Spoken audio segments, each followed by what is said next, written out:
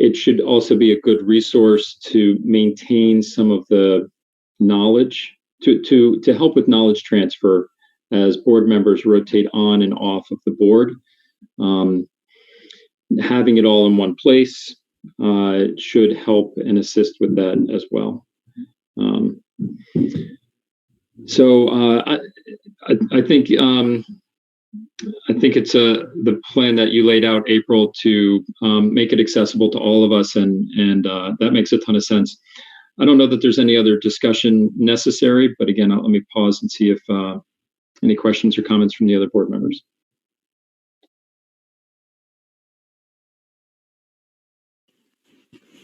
Just want to say thanks. Great job, April.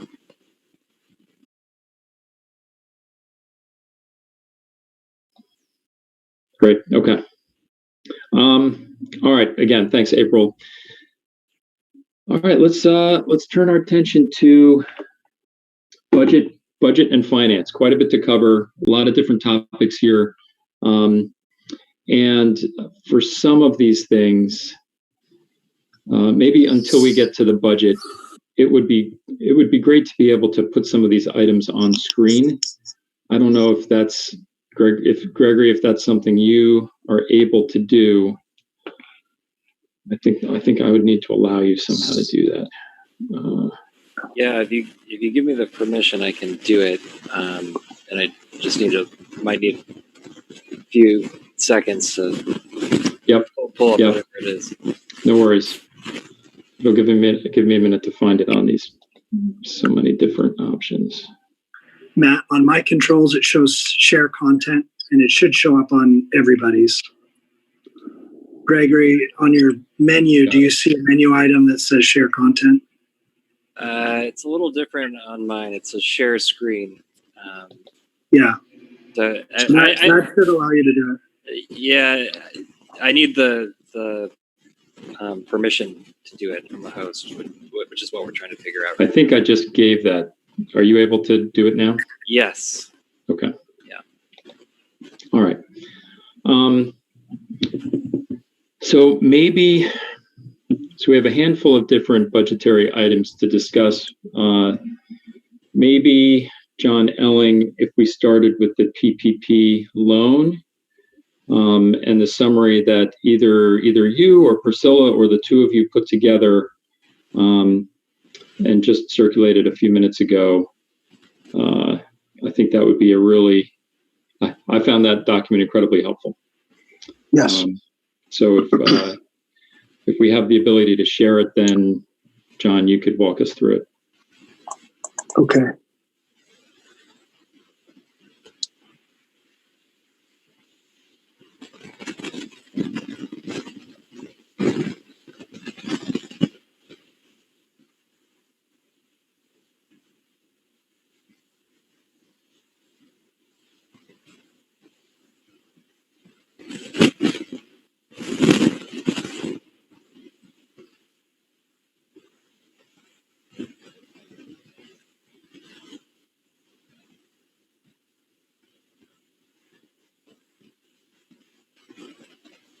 Do you see the email, Gregory, that it was forwarded on? Yeah, and I think there were 4 different attachments to it. So no, there would have just been one. Yes. Okay, the one from more recently. Okay. Yes. Yep. Yes.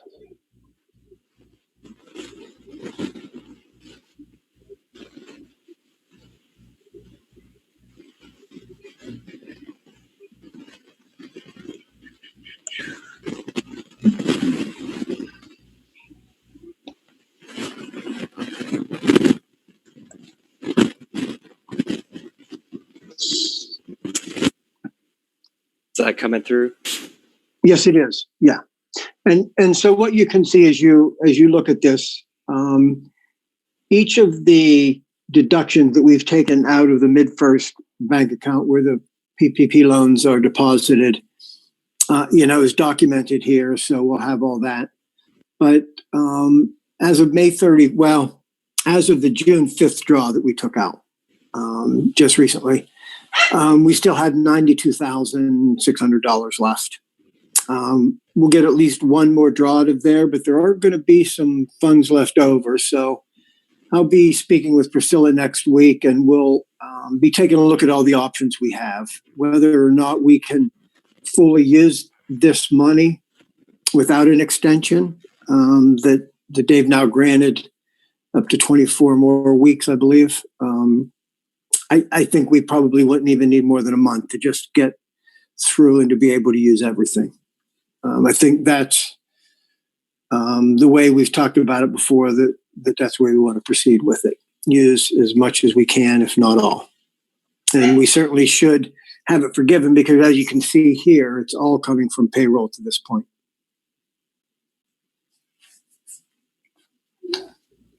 Yeah, and John, the what was it? It was 75% was the original target to use for. Yeah, and I believe they've dropped that down to 60 now. To 60. Yeah. So, okay. But we're well over 75% now, and right. So we'll certainly be well above 90%, and we may be able to use it in payroll.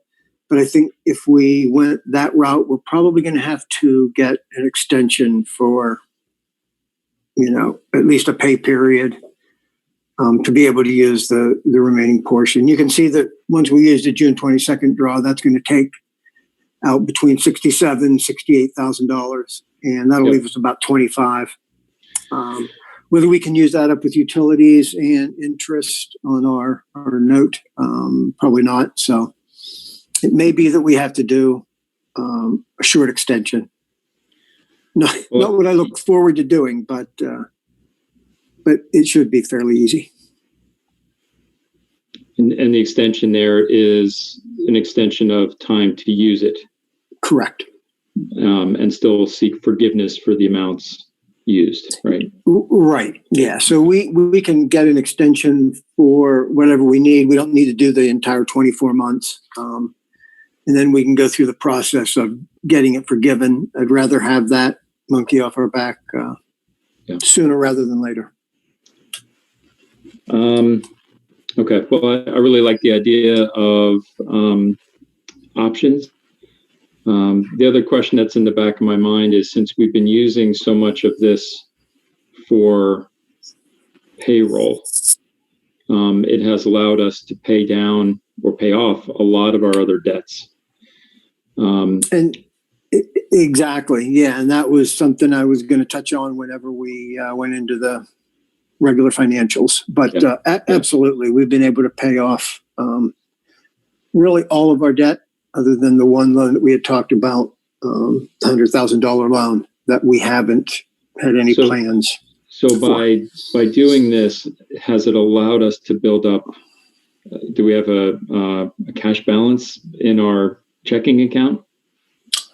We do, and if you saw the statements that Jessica and Priscilla did, at the end of May 31st, we have a cash balance of $14,254.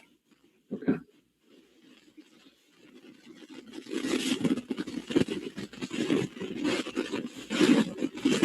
All right. And okay. So would it be? I guess I'm wondering if we can hold off and not use it for the June 22nd draw. What would be the impact of that? Is there enough? Does the state funding that the school gets normally and regularly, would that cover payroll such that we wouldn't need to spend any of the remaining 92,000 and change? Yes, I believe so. Yeah.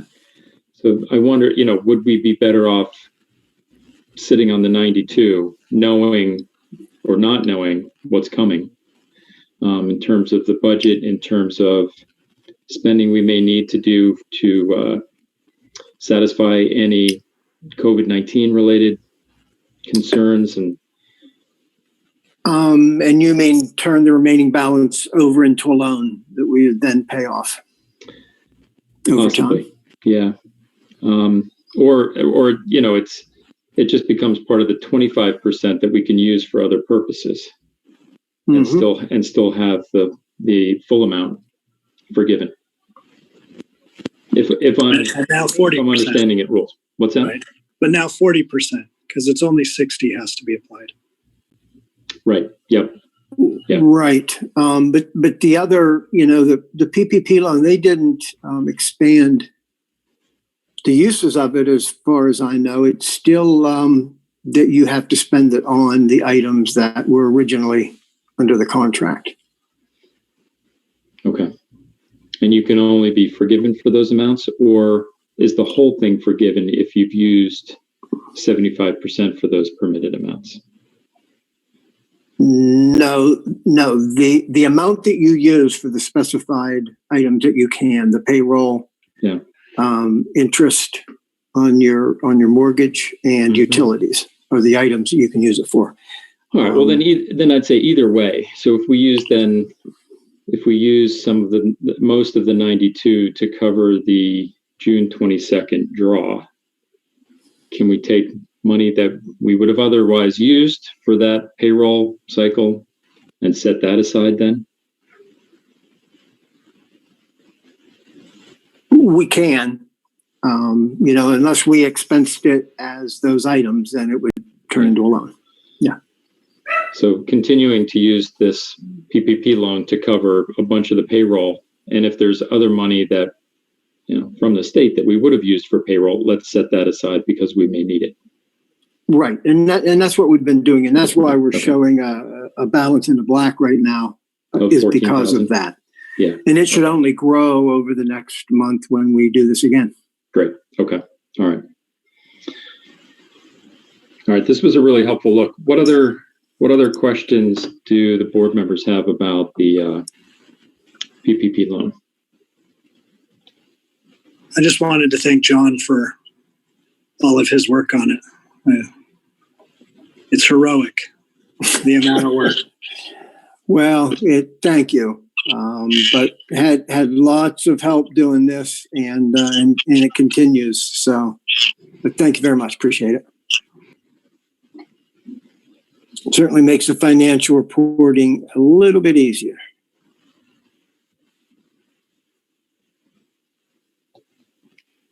Okay.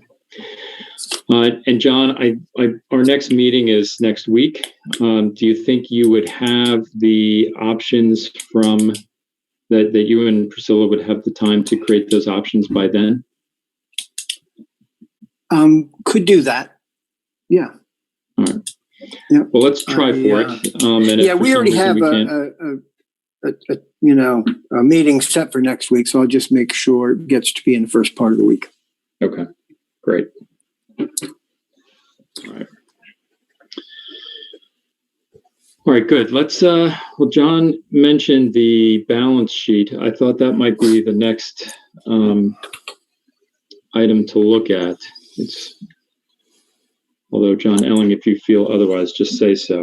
No, and that's fine. I wasn't really planning on going through these line by line to save a little bit of the time. Yep. Did we get these docs uploaded, Matt, with the agenda? Do you know? I know we had talked about it a meeting or two ago, and these ones we received from Priscilla this afternoon.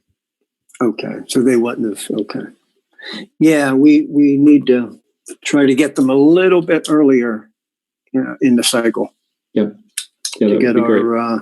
to get the information out.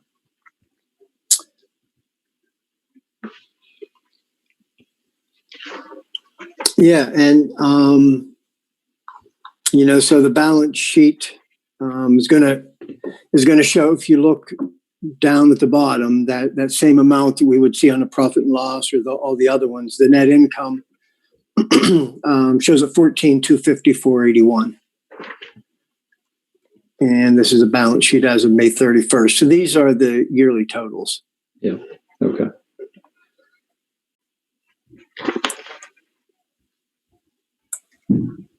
Okay. And I wonder, do you think, have we paid down the accounts payable? We have. So the only of the overdue bills that we had that is left is a $4,000 payment that we have, and it's not even actually overdue. It was part of a payment plan that we made with a vendor, and this is the final $4,000 payment. But there's all the other items have been paid off. The credit cards have been paid off. The line of credit has been paid off with MidFirst. Yeah, and in some ways, the value of looking at it this time around is it's good to see what's not on here, because it no longer shows those debts. It no longer shows the line of credit and some of these other things because we have paid them off, because they're no longer on the balance sheet. Yeah, it's taken a good chunk of those liabilities and gotten rid of that. So that's a very good thing. Yeah, I mean it's a much cleaner balance sheet, and really there's three main loans that the school remains liable for. Two are its mortgage, and the third is the community loan that the school received in December. I guess the fourth would be the PPP loan, because that's still technically a loan as well. Right. Until we seek forgiveness. Okay. Matt, that community loan you were referring to from December, that was the 301, the anonymous community loan? It was, $100,000 that we received in December. That's right. I just wanted to make sure because it wasn't specified on the financial sheets. Yeah. I just want to make sure I know what I'm thinking is accurate. Thank you. Yep. Yeah. It's on page 2 of the balance sheet, about halfway down. It's called a short-term loan because it does have I think a two-year or so payback term. Do you want me to share this balance sheet or no? I have no objections. I'm not sure there's any more questions about it. I don't know if any of the board members had questions about it.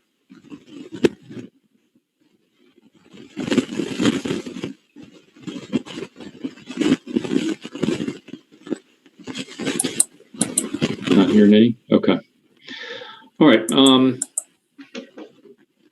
John, how about the P&L, the income statement, the budget versus actuals? Should we take a quick spin through that? So maybe, Gregory, that's something that would be helpful to pull up. There were a couple of these.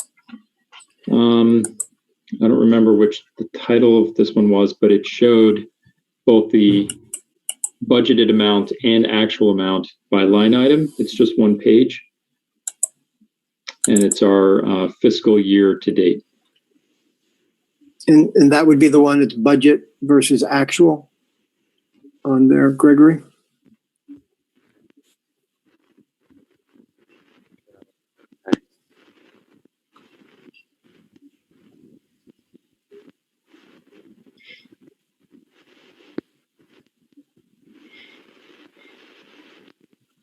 Yep, that's it. Yes. But I think we can only see about the top third of the page. I don't know if there's a way to make it a little smaller. Yeah, that's a little better. Okay. I think that's everything. And here you can see, if you look down at the bottom, the net income. Accountants always like to make sure that's equal to the penny. And you can see on this one again, the net income 14,254.81. So the thing about this one is the percentage of budget, that's compared to what the year's budget is, not month by month. So there may be some that vary, some variance in there that it will all equal out at the end, although you can see some of these won't. There are, a few well over, well under budget, and those numbers will just help us to budget for next year. Yeah, and I thought this was a reasonably good lead-in to the budget discussions. And if we can pause right at the top of the list here is line 1310, tuition from individuals. And here you can see there's a pretty sizable difference between what we budgeted, which was 226,000 and change, and what we received, which was 103,000 and change. And if I'm understanding this correctly, I believe this is the paid programs.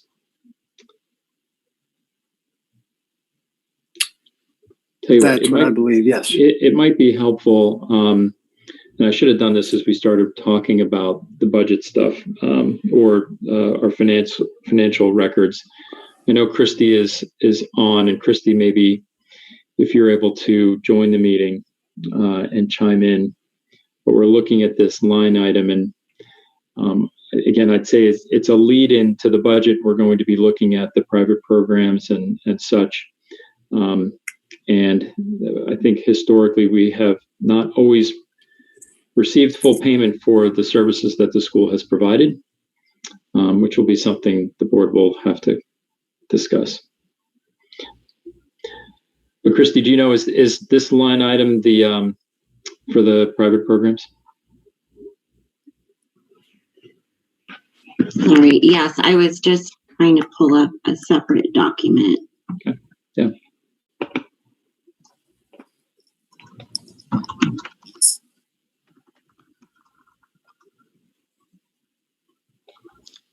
Now, I should point out too that I know some of the reason why we didn't receive as much as we expected is we shut down the programs in the middle of March, and so we didn't collect amounts for April and May, and certainly that contributes us to us receiving less than the full amounts that we had budgeted.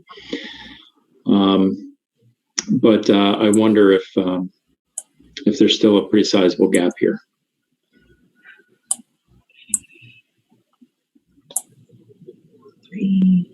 It is the private program. Yes, it is the private program. And then in addition to that, so what you're seeing is everything that was billed. So the 103,000 is what was billed. We do have money that has not been collected, and that is a total of about 31,000.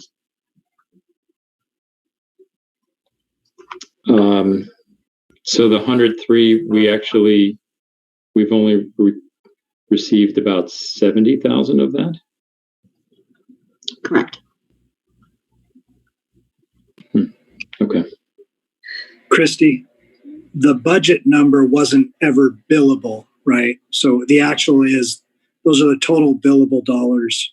There's just an overestimate in the budget as opposed to like a significantly lower actual realization.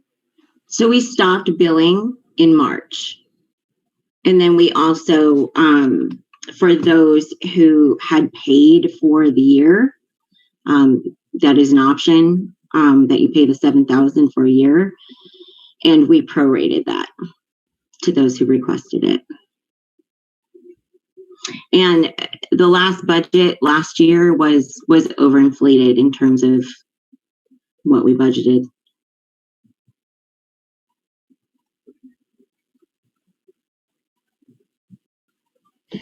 All right. So then, if I'm understanding it correctly, then for this line item, it's not showing what we actually collected. This was what actually we invoiced, what we sent out invoices for. Correct. Okay. And we've received all but 31,000 of it? Correct. Okay. Well, it's still a gap.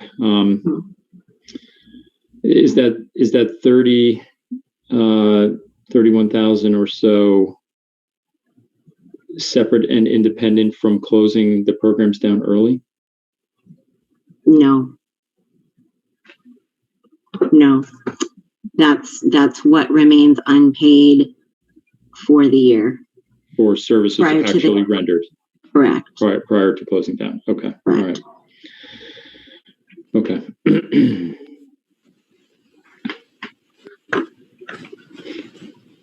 So as we're looking through this spreadsheet, are there other categories like that where we have an actual number that's not something that we've either actually received or actually spent? I'm just wondering, how do we, I guess I took this a little too literally at first. So I'm just wondering, how do I navigate this to know when things have actually been spent or received by the school versus things that are really accounts receivable?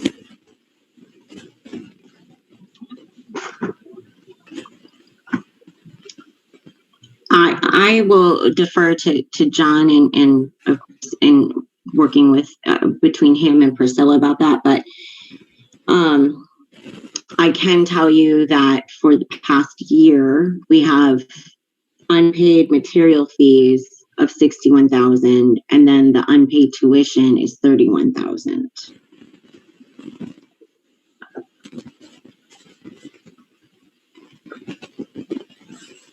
And Gregory, we can assume, I think, that the expenses are real. Those are actual. But the income is potentially accrual. Is that the issue? Those were the dollar amounts achievable and not necessarily the cash received in any given category. That's correct. What is recorded is only what is received.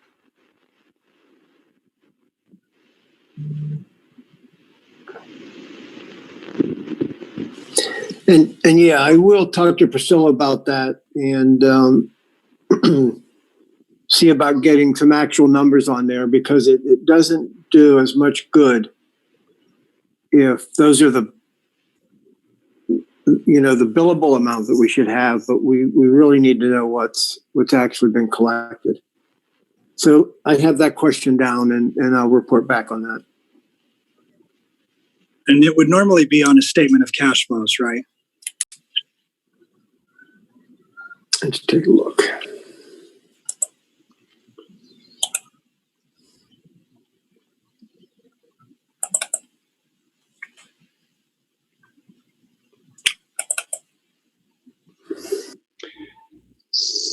Well, I believe Priscilla is attending, and I think I have the ability to allow Priscilla to participate, but I didn't give her a heads up in advance that we were going to be asking her to do so. So I wonder if Priscilla would be willing to do that. She might be able to, in 10 seconds, prevent quite a bit of time of us spinning our wheels here. So Priscilla, if you're listening, I'm about to ask you to participate. Feel free, if for some reason you're not able to, then don't worry about it. That's fine, because we didn't ask you in advance, but let's see if this works. All right. So Priscilla, I am here. Hey. I was just listening in. I wasn't planning on joining. Well, you're very kind, and again, I don't mean to put you on the spot, but if do you mind helping us answer one or two questions here about this particular P&L statement? No worries. I don't have all of the documents in front of me. I was on my phone, but so last year we had to invoice the parents through QuickBooks, and the only way to invoice the parents through QuickBooks is to create an invoice. When you create an invoice, it records the income. There's no way around it in QuickBooks. So there is, that's where you show the receivables, because we have to record the income and then we show it as receivables. And when the money comes in, we clear our receivables. For the consumable fees, I've been backing out the income every month so that our income that we're actually looking at is not recorded or is not reflecting the consumables fees. And Christy is correct. That's about $60,000. And so it was originally recorded to bill the parents, and then I'm just making an end of month adjustment to back it out and rebill and back it out and rebill. Going forward for next fiscal year, we're transitioning from the billing system being from QuickBooks to school admin. And so now parents will sign up their students in school admin. All the billing is done in school admin, and there is a credit card functionality that's attached to school admin. And so when the money is received through school admin, it's dumped into the bank account and then we'll post off of what is received. So we will no longer have a receivable on our books going forward. It's going to be what is received, and that is it. If that makes sense. It does. And when would the first statement be that we would be on the new system? July. I'm sorry, go ahead. Well, no, so July 31st statement would be the first one that'll. Well, the July 31st. Fiscal year starts July 1. And so as we close out June, we have to make a determination on everything that's currently on the books, what's collectible, what's not collectible, and then make the adjustment to the finances to write off whatever is not going to be collectible. That's the $30,000 that Christy is speaking of. And then going forward, we have a process in place to where we're looking at who is not paying for services, and we are going to make sure that we're denying services if they're not paid for.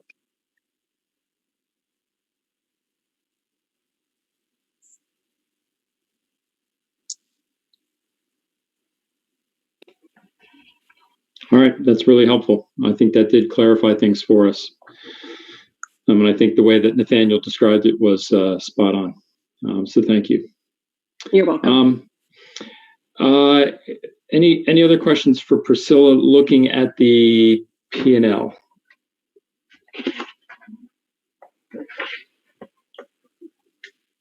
So I'm sorry to be dense on this.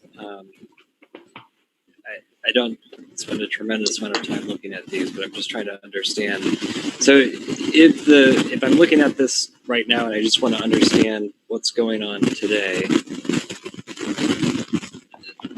tuition from individuals is actually something like 73,000. So then where are the materials fees on this? That either are they on this? Either the ones we've collected or that we haven't collected? What's collected is up on top. Let me, I just sat down on my computer. Let me pull up a financial.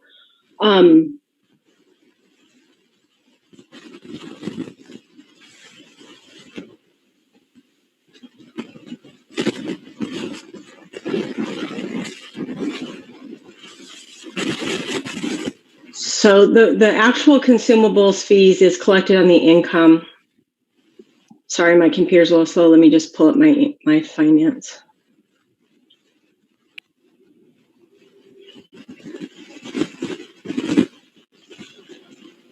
So in the income line, your total income is showing, let me see where.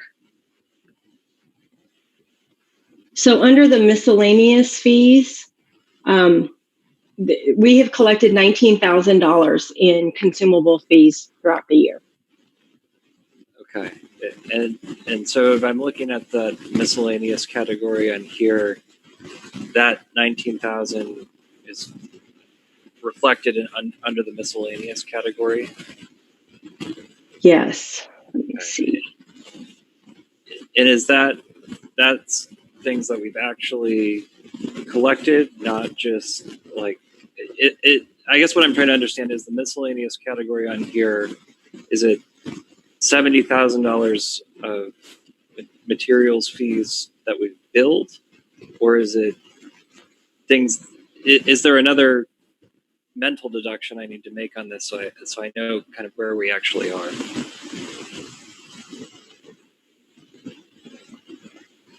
No, under the miscellaneous, the total miscellaneous is 108. Of that 108, 19,000 is consumable materials fees. Okay, and those are things that we've received that money. Yes, we've received that money. Okay. And is there anything else in the miscellaneous category that's things like the tuition from individuals where we billed it, but we actually haven't collected it? No. The only thing that we have billed that haven't been collected are materials fees. And that number is not reflected in the, like I said, the materials fees, we've billed it all out. And what was not collected was 61,000. And so I backed that out because it's such a large number. We are backing it out of the income so that we're not reporting income that is false.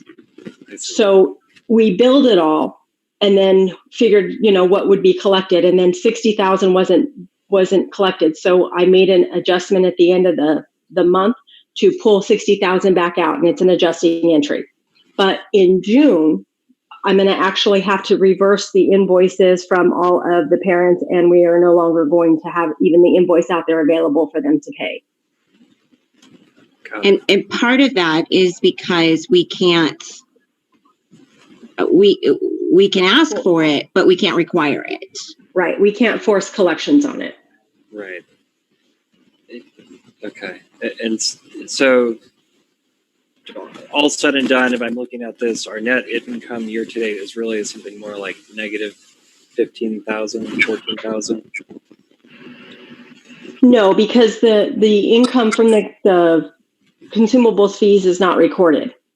Right, but we have $30,000 in tuition that was billed but not received. Yes, that is true. Yes, so you're right. Negative 15. Yes, you're correct.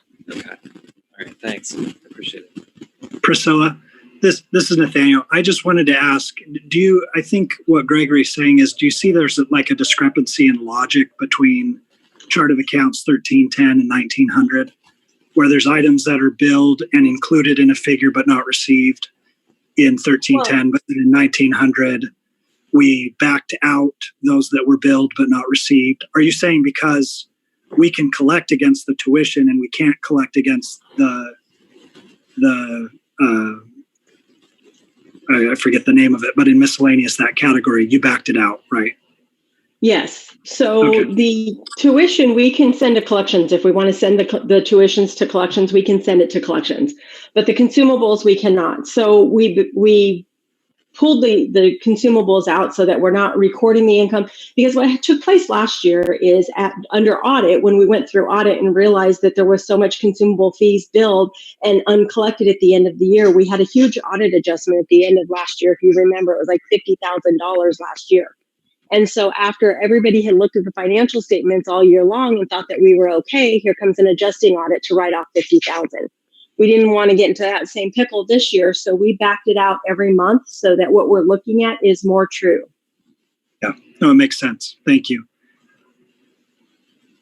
So the amount of what's you'll see on the balance sheet, accounts receivable, there's 200,000 in the accounts receivable, and part of that is what the state owes, or the first payment in June 1st. Because it's actually May's numbers, we recorded in May and the payment comes in June. So that's part of what the big accounts receivable is on the balance sheet.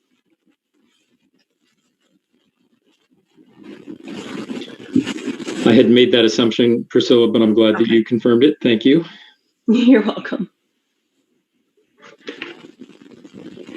Well, and so, one of the reasons that I've called this out is, the two numbers together, uncollected tuition from individuals of $31,000 plus uncollected materials fees, which I understand we can't require payment of them. So maybe it's unrealistic to expect that everyone would pay and we would have gotten the additional $61,000 the school would have. Even if we only get a portion of that, it's a meaningful amount of money. And so it underscores that as a charter school, we rely on our community to help bridge the gap between state funding and what we really do need in order to run and sustain ourselves as a school. So as we think about the budget, and we will have to make some assumptions and put some dollar numbers into the budget, what we expect to collect as a school for some of these things, we need to keep in mind what our actual experiences have been.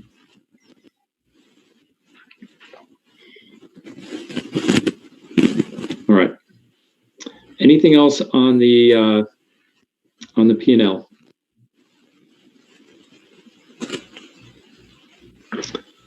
All right, not hearing any. And I think that brings us to the budget itself, the draft. And this one, Gregory, is not for sharing. And I'll talk about that in a moment. I think, again, a big thank you to Christy and Priscilla and others who have been working really hard to pull together a draft of the budget, which we have seen. It does have some aspects to it that are confidential, and that's why I don't want it to be shared on the screen. And I guess I would also caution us as board members that we should not be talking about salaries, benefits, and specifics as such, to be mindful that those things are confidential. I suspect we will need to go into executive session at some point. I'm not sure that's tonight. It might be at our next meeting, but we likely will need to go into executive session to talk about some of those specifics. But I'm not sure we'll get there tonight. I'm not sure we need to do that tonight. All right, so why don't, I think though we can engage in some discussion at a general level of the draft that Christy has provided. Like I said, as long as we steer clear of things related to salary and benefits. And Christy, if there's other parts you think we should steer clear of, please say so.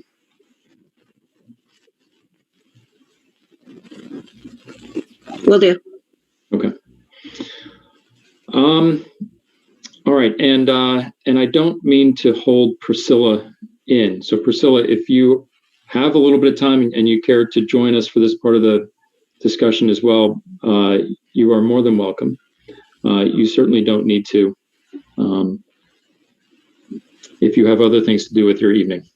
And really, what we need to do a better job of talking to you before these meetings and having you be an attendee where it works for your schedule, so that we all know you're going to be here, so you know you're going to be here, so you know what we might ask you about, etc.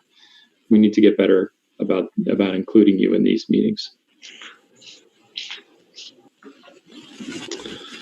All right. All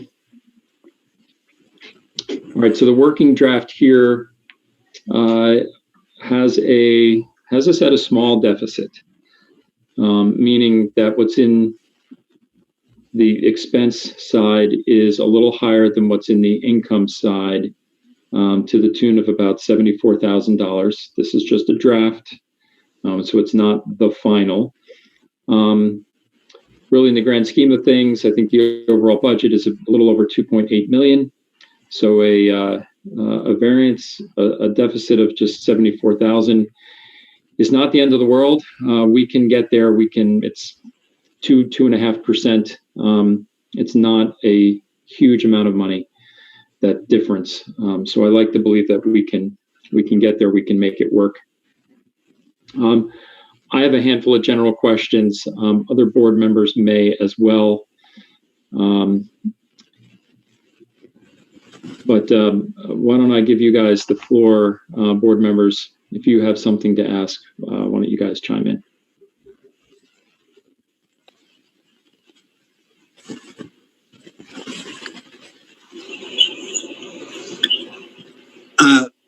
I just had a couple of general thoughts, and one was, it kind of looks like on the income lines that we've capitulated to our reality from this year by lowering our expectation to be more in line with what we experienced. But it requires then the state to make up for an amount, it looks like. I'm just wondering how realistic we think it is, knowing that in the past, a lot of our budget deficit experience has been withholding or clawback from state based on their, because they refigure, I think, approximately in October or whatever.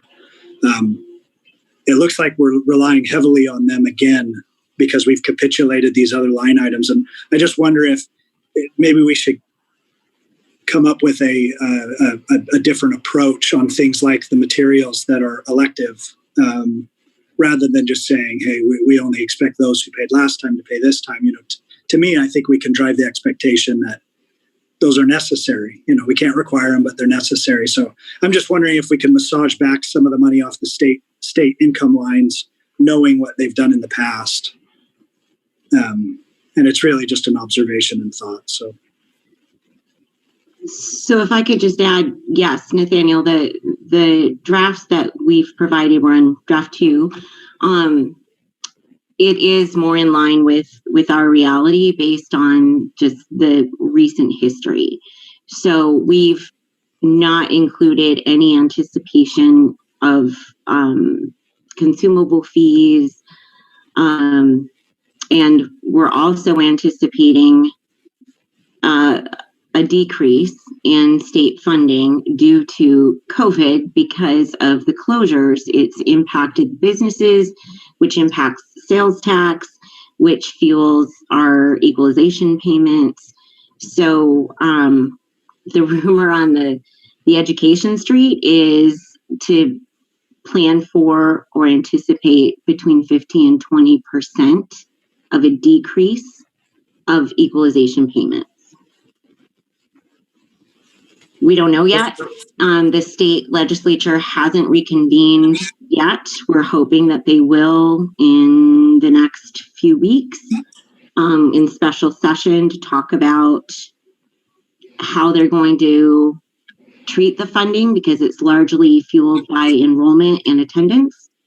So yeah, we're kind of in a holding pattern with respect to that, but we've anticipated in the budget those types of decreases, and it still results in a deficit like Matt had talked about.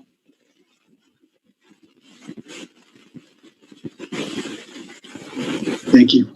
So this draft, Christy, has us at a lower funding rate than previously from the state.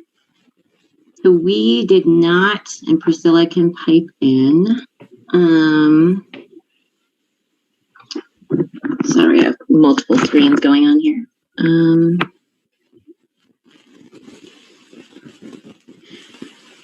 We did not show on that budget a reduction of what the state is what we're anticipating with the state. I use the state forms, and the dollar amount there is exactly what the state is showing on their forms at this moment. Right now. Okay. Yes, right now. So if as they go through their balancing of the budget that they do, like you said, in October, that will affect the payments going forward. But I use the numbers that are provided to us as of right now. And can I ask too on that, on the actual versus budget P&L that we just looked at? Was the budget number calculated using that same formula that you're referring to? Because it appeared like there was a approximate 10% difference between budget and actual from state expectations. In prior years, there was. Earlier in the year, October, November, there was an adjustment from the state. I think our adjustment ended up being like $40,000 that was spread throughout the equalization payments for the second half of the year. So we did have an adjustment last year already. And so we're hoping that this year we don't have another adjustment. So yes, there was an adjustment that was not included in last year's budget. And that's what hit the school in October. And that's what we've been trying to make up for in terms of deficit the rest of the year. So yeah, that wasn't considered I mean, we just, that reduction was taken into consideration, but aside from that, we're hoping that with this more conservative budget that we aren't going to take such a hit like we did in October of this year. And there is one. Oh, go ahead. No, please go ahead, Priscilla. I was going to say, there is a few things that I do want to point out. There is an ESSER grant that has come out to help the schools go forward from COVID. The allocation that Desert Marigold will be receiving is $50,000, and that is listed in this budget already as federal income. So we've already included that in the budget numbers that you guys are looking at. There is a reduction in the amount that was allocated to Desert Marigold for their IDEA. Last year, the total income, there was a mid-year adjustment, but then after that mid-year adjustment, we received $42,000 in IDEA funds this year, or the year that we're currently in. Next year, our allocation has dropped to $29,000, and that also is reflected in this budget. As Christy and I looked at the budget and looked at the revenue, we went to bare bones because we'd rather be at bare bones and keep our expenses down than to hope and pray that everything comes in above and then our expenses are up. If the income doesn't come, then our expenses are up and we can't pull back. So currently we're budgeting on 210 K through 8 and 48 high school children. If those numbers, if the enrollment is increased, then the equalization is increased, as well as the weighted student amount that increases the classroom site fund as well.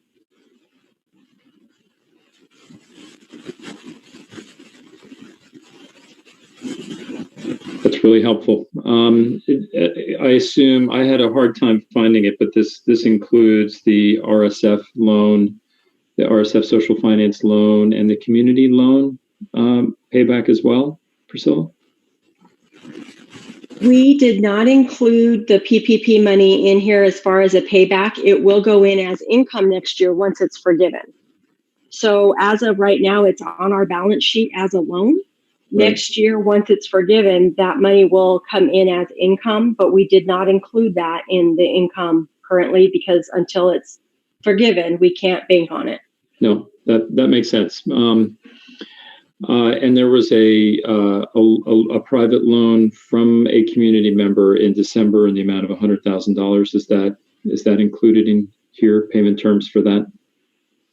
Well, that's under cash flow because it's not necessarily income. You make a good point, though. We did not include the interest expense in here, so I would have to include the interest expense in there. Did we include any debt service?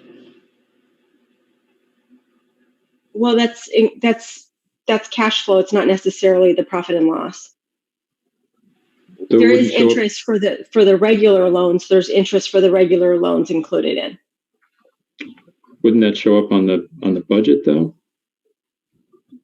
Or no? It's a different section of the budget showing where it's coming down. This is the profit and loss part of it. So that is the reduction.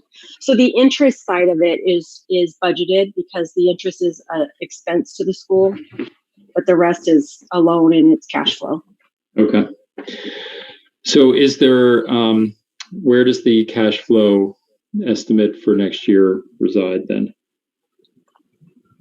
We have not put the cash flow together yet. Okay. All right.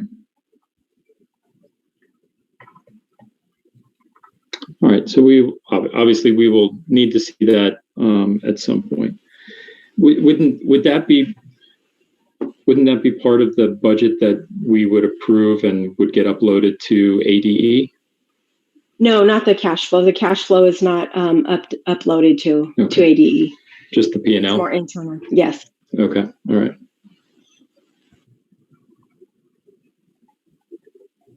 All right, good.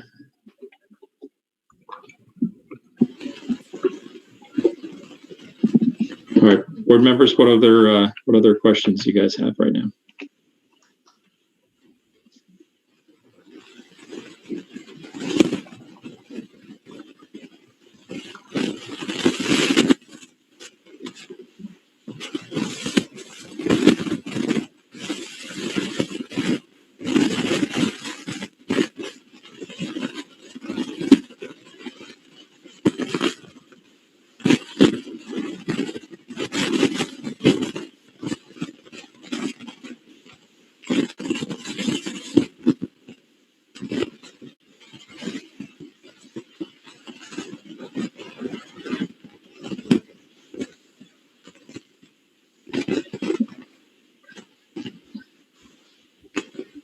What about capital improvements, facilities, repairs, maintenance, and things? Maybe not maintenance, but if we needed to invest or fix up a building or replace some air conditioning units, where would that reside? And is that in here somewhere? There's a repairs and maintenance section. Yeah, and I wondered if that was more day-to-day stuff rather than something like a capital investment. Yes, the repairs and maintenance line is more so like the repairs, general maintenance of the facilities. Actual capital expenditures are not on here. Would that also be on that? That would be more so in the cash flow. Okay. All right. There is one part in the budget that just lists the dollar amount that you're expecting to spend, but it's not part of like the profit and loss of the school. Okay. Matt, I assume, is this budget, and this is really a question for Priscilla and Christy, but the budget primarily is structured for what we report to the state, right? This isn't necessarily a practical guide for our, things like CapEx and those decisions that we're going to make to improve facilities. We wouldn't disclose that necessarily as part of our annual budget. Well, it wouldn't be disclosed as part of your annual budget, but there is a dollar amount that is listed as what your expected expenditures will be. So there is a one line, one field that is uploaded to the state, but there's not a whole planning guide to it or like a planning for it and like the cash flow. The cash flow is more, because you'll have to pay for that through cash flow. So usually you have a reserve or, you have some kind of plan, rather you're going to use money that's taken out of a reserve or rather you're going to take a loan out for it.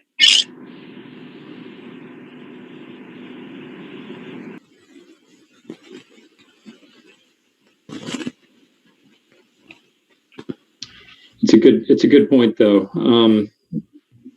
I've had a different idea in my mind about what budget we would be looking at approving as part of this process. So I think what might be helpful, Christy and Priscilla, over the next few days, if at all possible, is maybe this cash flow document or estimate or summary, or even just a summary of the items we would include on there, so that we can begin to pull those things apart and have a firm understanding of what exactly is part of the state approved budget versus a practical document that guides our decisions.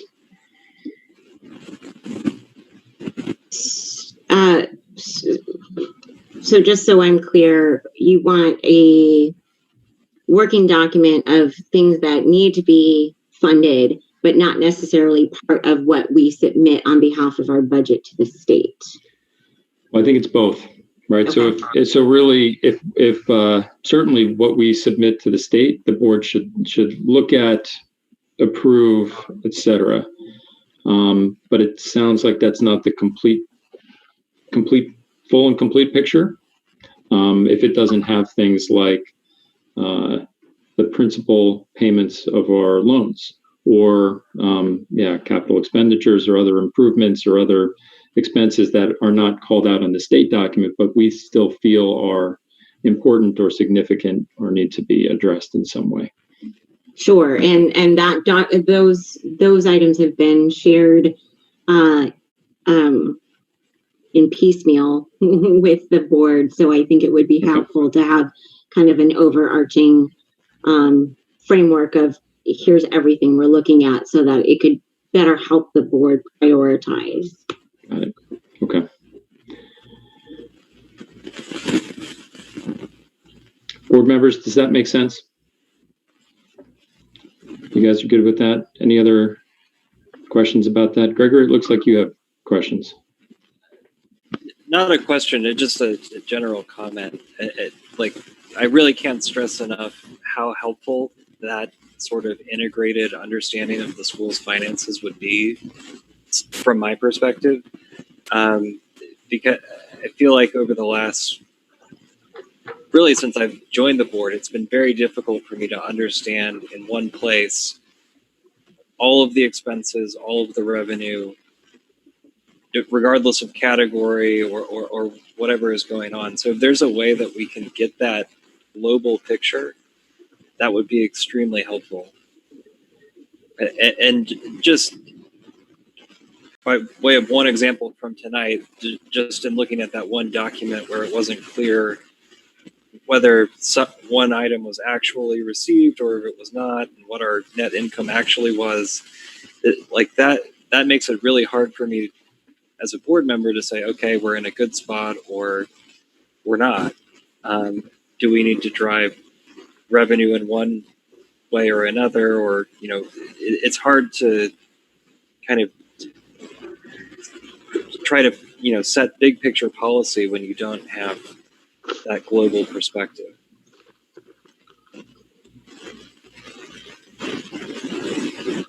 So all that's to say, thank you for saying you could help us with that. No problem.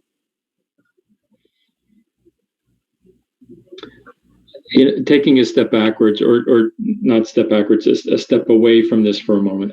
I agree with the general principles that you guys have outlined here in terms of being conservative.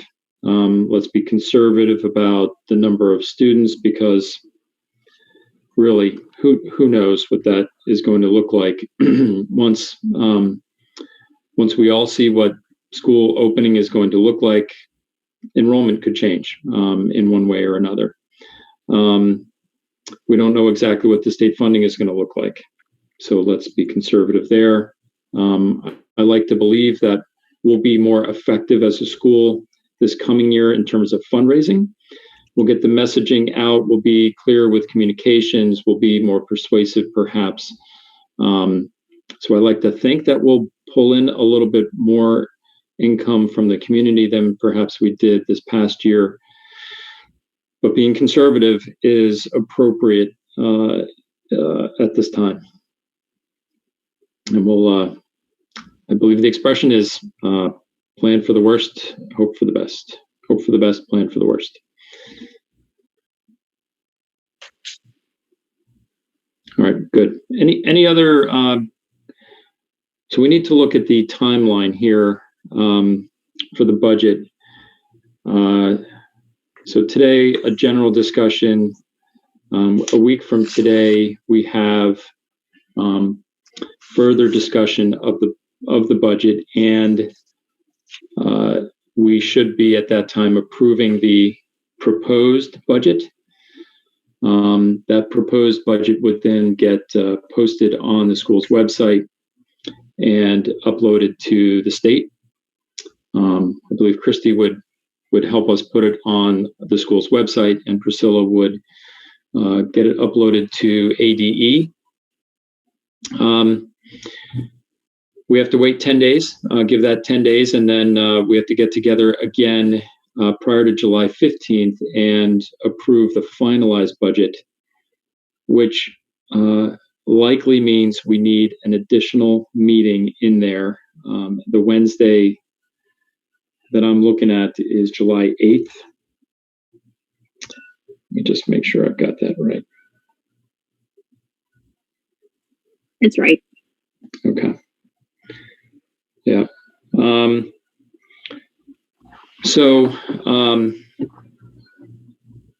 at that July 8 meeting, again, we would discuss and finalize the budget. Then it would be the approved budget. It wouldn't be the proposed budget. That's what we look at and deal with next week. This would be the finalized one.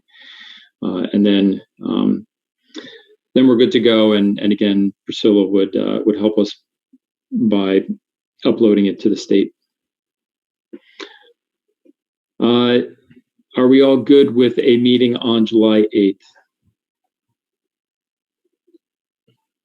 Any concerns with, I know it's a lot. It's a lot. We're sort of meeting a whole bunch of times in a short period of time here, but really we need to get the budget through. Any objections? No? Okay. All All right, we'll add July 8th, and Christy and Priscilla, hopefully you can also join us for those. But I think we should be, after tonight, we should recirculate amongst the board the meeting cadence that we have and expectations for each of those over the next month or so, and also hopefully the timing works for Christy and for Priscilla. April, did you have a It question? works for me. Oh, thank you, Priscilla. No. Sorry, I didn't realize I was unmuted. I was just putting everything on the calendar. I'm good. Okay. All right.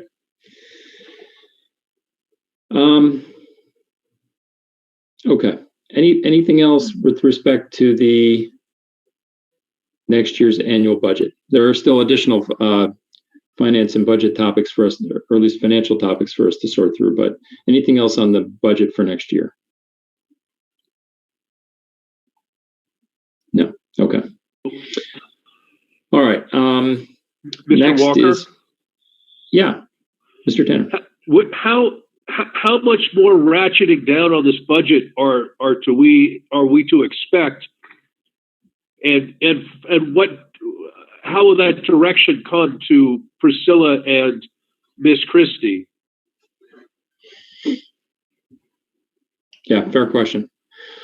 Well, I think at least I've been acting under the assumption, so it's good to verbalize it, that we would aim for a fully balanced budget. So a budget where our anticipated expenses match, but do not exceed our expected income. Now, of course, it's a budget. You're making projections into the future, and stuff may change and things may change, but at least it should represent what we think the best as we can do over the next few weeks to determine what we think the future is going to look like in terms of what the school needs and what the school is going to receive. But at least that's my view of it. I'd pause and ask others if they have the same.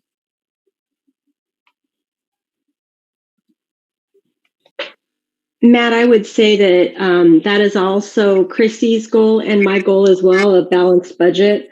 I think as the parents are enrolling their students, we keep checking school admin and trying to firm up our counts. So for any of the communities that is out there listening, if you are planning on enrolling your students, please make sure your students are enrolled, so that our accounts can be as accurate as possible as we go through the budgeting process.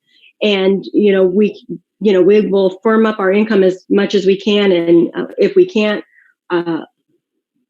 conservatively have any more income, or we're going to be very conservative with our income. But if we cannot increase our expenses, then we're going to have to find a way to decrease the expenses. I'm sorry, if we cannot increase the income, we have to decrease the expenses. So, but you are on the right page. Christy and I are right there with you. We do need to come up with a balanced budget in order to put that out for the adoption.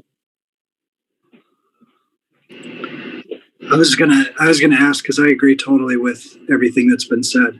Is there a way of categorizing expense areas that we could soften the amount in reaction to income reductions, but planned areas? There's obvious areas we're not going to reduce, things like payroll expense you're not going to reduce, but other areas where it's a little bit less critical, maybe it's prioritizing the cost categories so we can be more proactive in reacting, if that makes sense.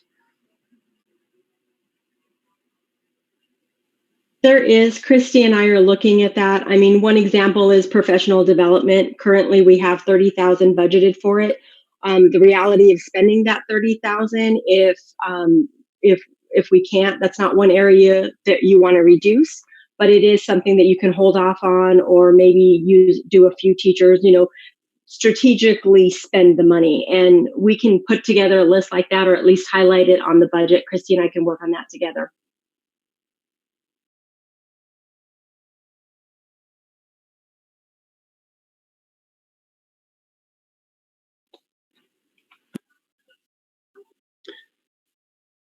And further, John Tanner, to your question, I suspect there's things we need to talk about in executive session next time.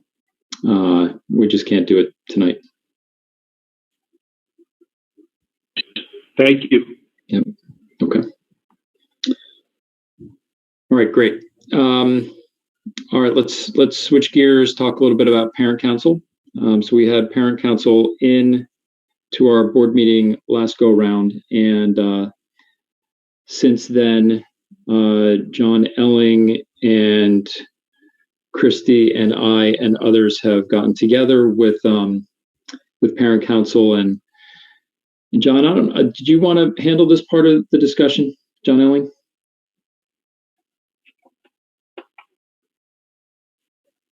You're muted, John. Sorry. Okay, yeah, sure, Matt, I can do that. And I'll go through this discussion, and as you and Christy were involved in it, if you have anything to add, please do if I'm leaving it out or stating it wrong. So as Matt said, we had met with parent council, Christy and Matt and I. There was a discrepancy between the funds that they had raised and given to the school, which theoretically should have all been put into restricted. We have a savings account, and in this savings account, all the funds that are restricted go into the savings account where, and Christy, you can pipe in there, but 301 money or any of the restricted funds are going to go into this one savings account so that it doesn't get spent by mistake and we overextend. So anyway, we had about $7,500 in the account restricted for the parent council. And they had approached us, and they had some figures on their fundraising and what they had given their record keeping, had it a bit higher. It had it about $16,589.69. And so the first meeting we got together and talked about that. Christy actually went over some records, and the difference came up to be from their figure about $1,100. And through the discussions we had, some of that was had to do with staff development expenditures and things that we just couldn't, narrow it down to. But so what I'd like to propose tonight is that we make up that difference to give the parent council what they, what their records show that they had, what our records show, very, very close. And I don't know that this is the time to pinch pennies on that. But so what it would require, the difference between what they had and what are currently in restricted funds would be $9,089.69. And so that's the amount that we would like to transfer from the general fund where it was deposited anyway, and then make that deposit into restricted funds so they have that for their for their year. They're going to be doing things for the school with this money. They're going to open up nominations or for projects and see where people want to put the money to, and that's extremely important. And we can handle that first. There were a couple other issues that we had talked about. One of the things is that they feel they've been a little burnt this time because of the discrepancy in the funds and things like that. And I think we're rectifying that situation tonight. But they would also like us to give them monthly reports, the parent council, and so that we can, and that's only good accounting anyway, just to show what they have on deposit each and every month and make sure that matches up with their figures are for their budget. We had talked briefly about opening up a completely separate account for the parent council, but right now we're not sure we can do that, and so we're exploring options as we move forward on that. But the action we'd like to do tonight is discuss and and vote on moving that money over to the parent council restricted funds.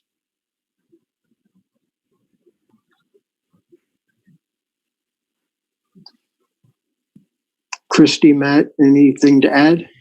No, I think you hit all the points, John. I guess I would just emphasize that parent council's record keeping and the school's record keeping were almost perfectly aligned here. Correct. And both, basically, their records and our records are both showing the deficit that John mentioned. And so it's the right thing to do. But, Sorry. Go ahead, Christy. If I could just add, it's it's not necessarily a deficit because our records are pretty much in line, and we are showing actually they have slightly more than what they were showing. It's not a deficit. It's just the fact that there was a portion of that money that was put into the general operating account that wasn't put into the restricted account. But our accounting is sound and is in line with parent council records. So we we match there, and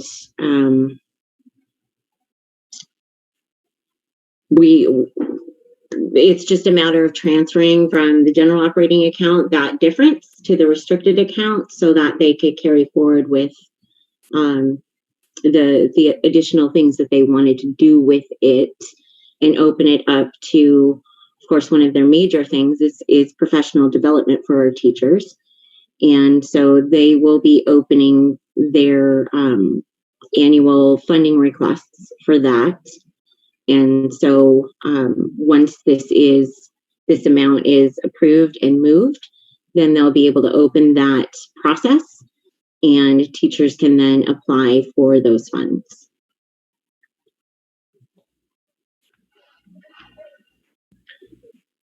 So Christy, John Elling, and I are pretty close to the details here. Other board members, any questions from you guys?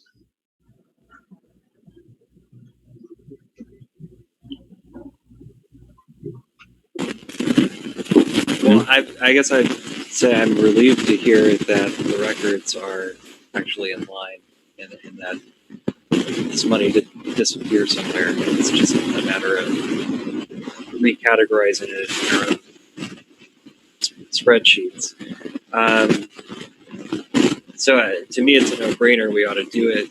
The only hesitation I have, which is not really a hesitation at all, it's just I know that things are tight right now, and we're looking at we have a draft budget that has a deficit, and we're hearing we might have 15 to 20% funding cuts from the state.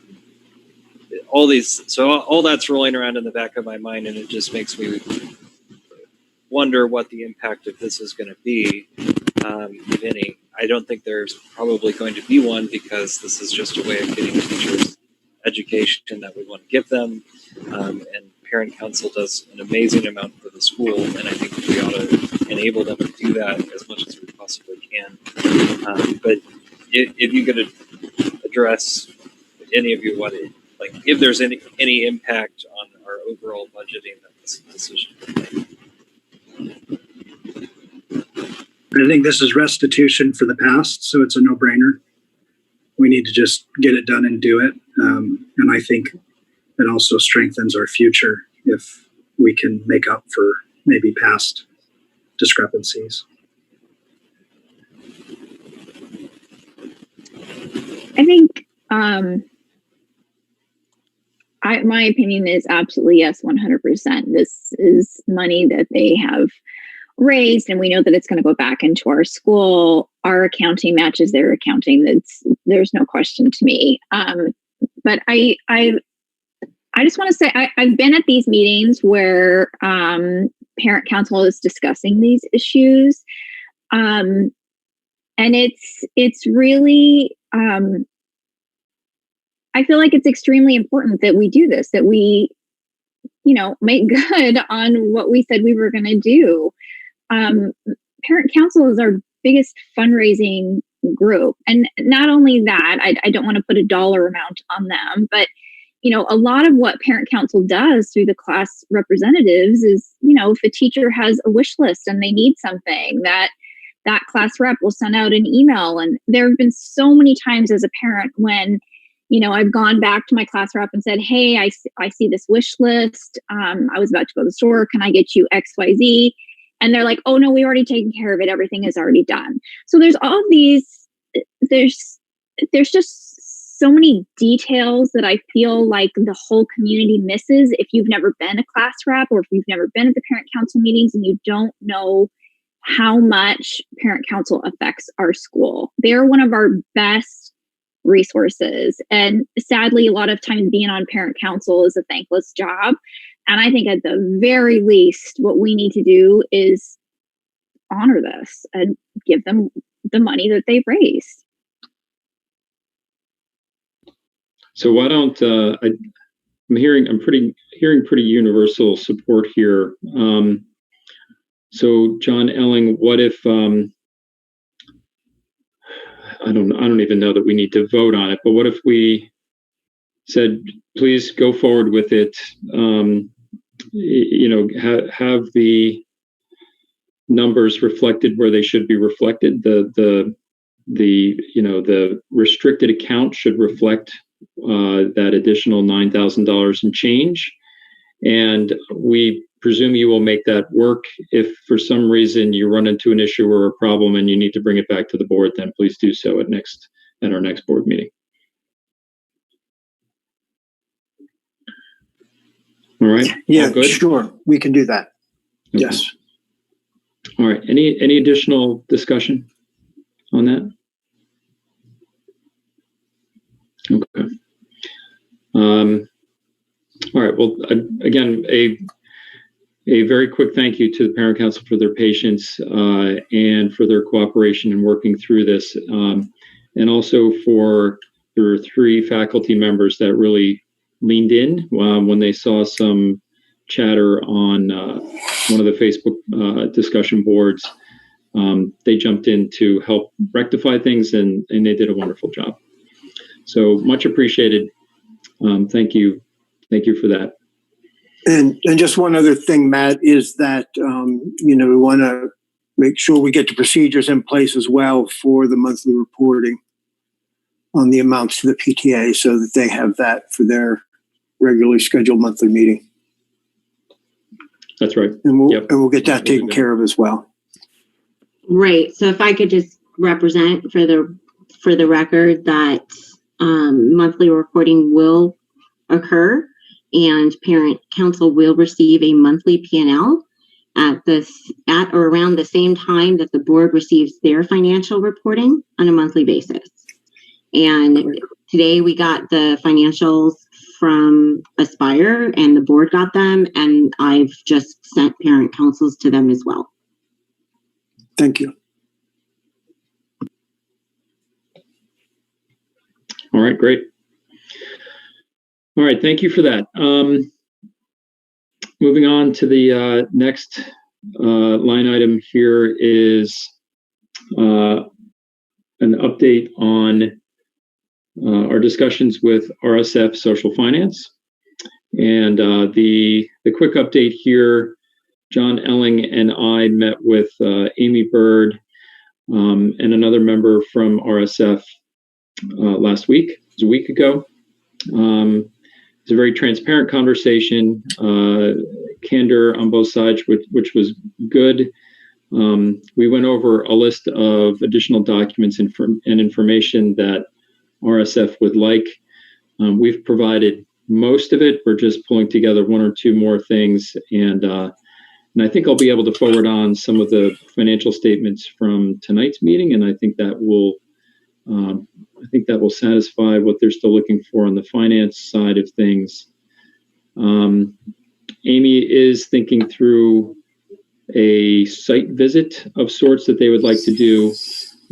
It'll likely be a Zoom conversation, or maybe it's a couple, or maybe it's a series of Zoom conversations between maybe some members of the administration here, maybe a couple faculty members, engaging with RSF as well. And then, assuming all of that goes smoothly, we should be receiving a term sheet from them soon. And when we have that, of course, we'll share it with the board, and it will be the topic of conversation at an upcoming board meeting. So that's where that one stands. Any questions on that? Yeah, okay. And we're a little over 3 months out from the official term of that loan. So we're still well within the timeline that we and they sort of laid out in terms of renegotiating.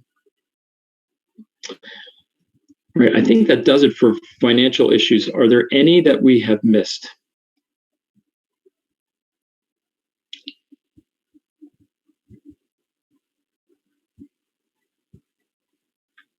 All right, hearing none. Let's, well, we're an hour and 45 minutes in. Why don't we take a 5-minute break and come back and pick up with the rest of the items, which will be a bit more focused on the school reopening and things of that sort.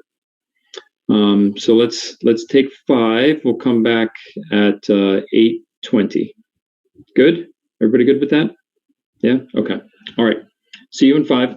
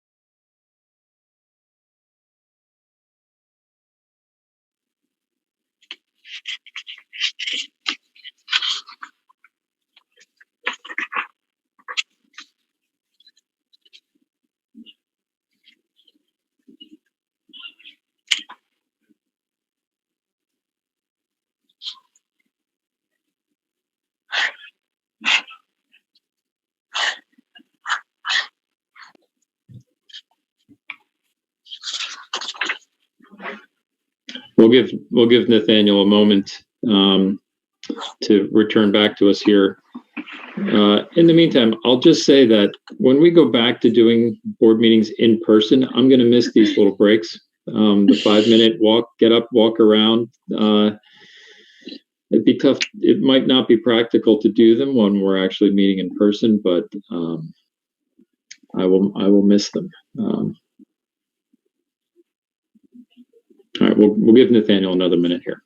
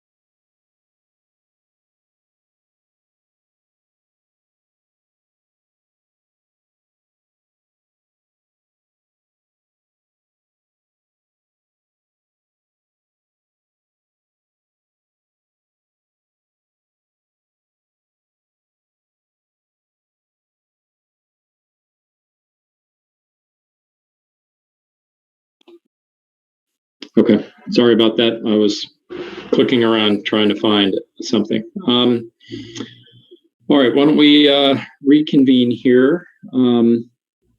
Next on the agenda is the Executive Director report. So, Christy, welcome back if you're able to join us. I thought it was a good, well-written report. Christy, thank you for doing that. Gang, the next agenda topic is COVID-19. So what I might suggest is, do you have any questions about Christy's report other than questions related to COVID-19?